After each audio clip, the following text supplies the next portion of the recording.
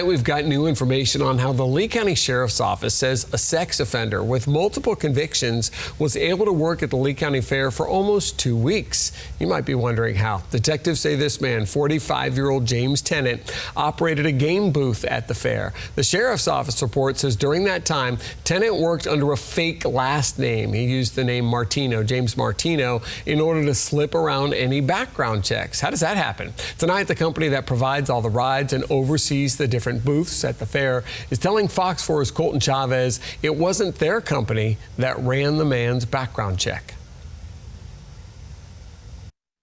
This guy doesn't actually work for Reithofer Shows. Instead, Richard Reithofer, whose company provides all of the fair rides and booths, says sex offender James Tennant was hired by an independent company that rented one of their booths. He says that company then provided him with James Tennant's false name. We get the names and we turn them over to the fair.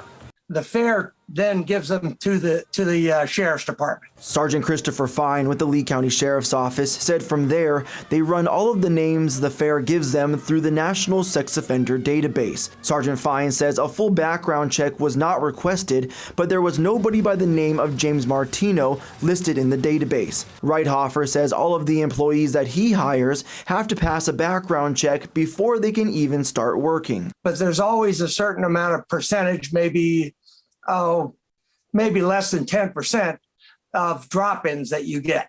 People that come to the fair looking to rent a space for just that particular fair.